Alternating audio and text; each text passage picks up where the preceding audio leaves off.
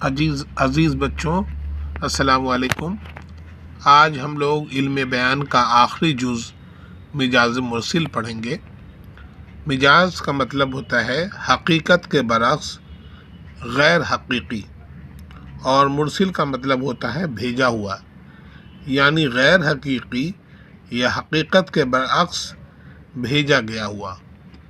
اور اس کو سمجھنے کے لیے ہم یہ شعر دیکھیں۔ میر کا یہ شعر ہے: غضب آنکھیں ستم ابرو عجم منہ کی صفائی ہے، خدا نے اپنے ہاتھوں سے تیری صورت بنائی ہے۔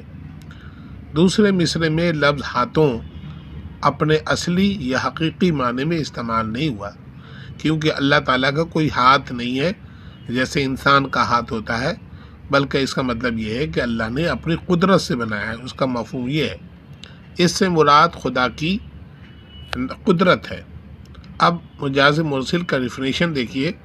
جب کسی لفظ کو اس کے اصل معنی کے بجائے مجازی یا دوسرے معنی میں استعمال کیا جائے تو اسے مجاز مرسل کہتے ہیں۔ حالی کا، الطاف حسین حالی کا دوسرا شعر دیکھیے کہ ہنر کا جہاں گرم بازار ہے اب، جہاں عقل و دانش کا بیوپار ہے اب۔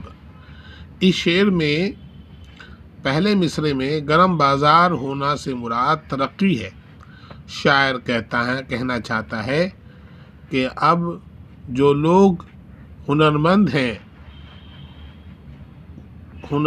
ہیں ترقی کر رہے ہیں، شاعر براہ راست بات نہ کہہ کر شاعرانہ انداز سے شعر میں ایک معنوی خوبی پیدا کر دی ہے۔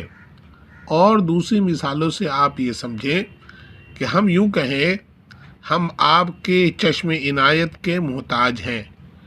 تو چشم یعنی آنکھ، تو کسی آنکھ کا محتاج نہیں ہوتا، بلکہ اس کا مطلب یہ ہوا، مجازی معنی یہ ہوا کہ ہم آپ کے عنایت کے، آپ کے رحم کے یا آپ کی مدد کے طلبگار ہیں۔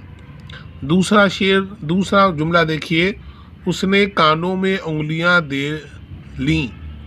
تو کوئی کان میں انگلیاں، ساری انگلیاں تو نہیں ڈالتا، ایک انگلی ڈالتا ہے، تو اس کا مطلب یہ ہوا کہ اس نے سننے سے انکار کر دیا، اپنے کان بند کر لی۔ زندگی 2 دن کی ہے، تو اس کا مطلب یہ نہیں ہوا کہ ہندسہ میں 2 دن انسان زندہ رہتا ہے۔ انسان 40 سال، 50 سال، 80 سال، 100 سال رہتا ہے، تو یہ ہے کہ دنیا فانی ہے۔ تو اب مجھے امید ہے کہ مجاز مرسل کا مفہوم اور اس کا مطلب، اس کی ڈیفینیشن آپ کو سمجھ میں آ گئی ہوگی۔ اسی کے ساتھ ہم علم بیان کا یہ آخری جز مکمل کرتے ہیں، مجاز مرسل۔ شکریہ۔